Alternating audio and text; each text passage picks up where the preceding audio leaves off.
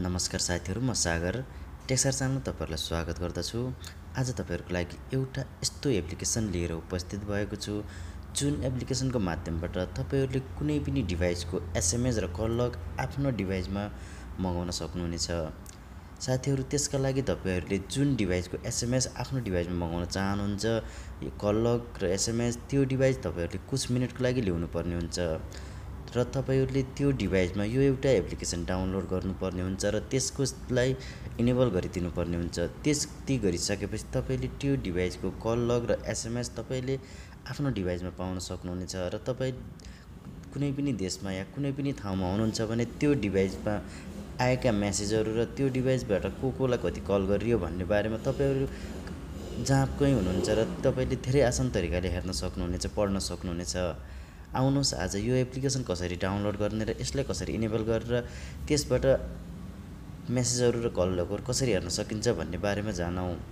साथीहरु, भिडियो सुरु गर्नुभन्दा पहिला भिडियो मन परे लाइक गर्नु होला, शेयर गर्नु होला र मेरो च्यानललाई सब्स्क्राइब नगर्नु भने सब्स्क्राइब पनि गरिदिनु होला। आउनुहोस् सुरु गरौं।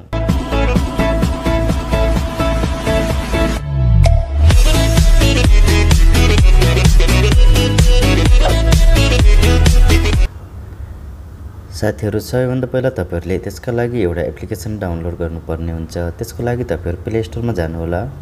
प्ले स्टोरमा गइसकेपछि तपाईहरुले यहाँनिर SMS ब्याकअप एन्ड रिस्टोर लेखेको यो एप्लिकेसन डाउनलोड गर्नु होला।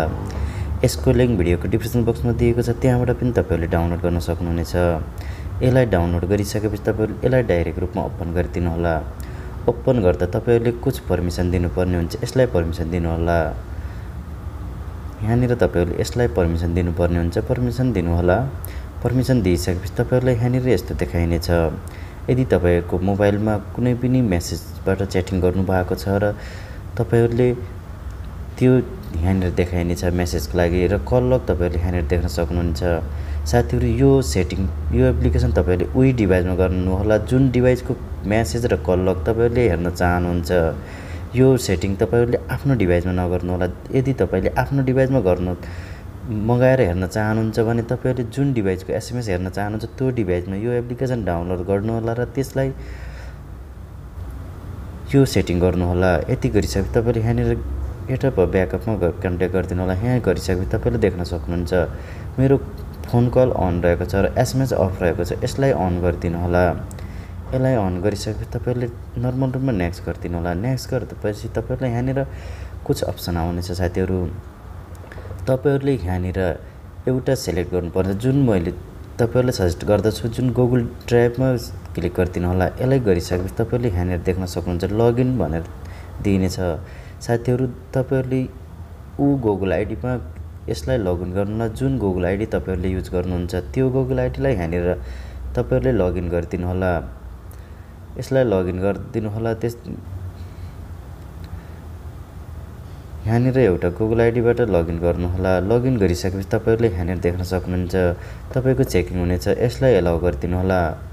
एलाउ गरिसकेपछि तपाईले यहाँनिर देख्न सक्नुहुन्छ मेरो गुगल आइडी कनेक्ट भइसकेको छ र तपाईले मेरो गुगल आइडीमा माई डिभाइस भनेर एउटा फोल्डर पाउनुहुन्छ। त्यो फोल्डरमा साथीहरु यो एप्लिकेसनले डाइरेक्ट मेसेज र कल लगलाई सेन्ड गरिदिनेछ। कुनै पनि त्यो डिभाइसबाट मेसेजमा कसैसित पनि केही कुरा गरिन्छ र त्योमा कुनै पनि कलहरु आउँछ भने त्यो तपाईहरुको डिभाइसमा डाइरेक्ट मेसेज आउनेछ जुन गुगल ड्राइभमा आउनेछ। त्यति गरिसकेपछि तपाईले यहाँनिर सेभ गरिदिनु होला।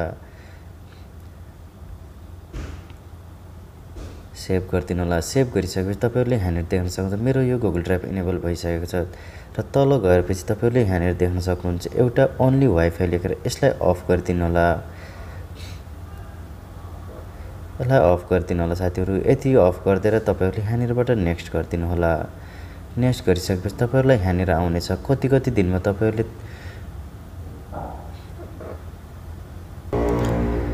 यति गरिसकेपछि तपाईहरुले यहाँनिर डेलीमा तपाईहरुले टिक गरिदिनु होला। डेलीमा टिक गरिसकेपछि तपाईहरुलाई यहाँनिर देख्न सक्नुहुन्छ तपाईहरुले यसलाई ब्याकअप गरिदिनु होला।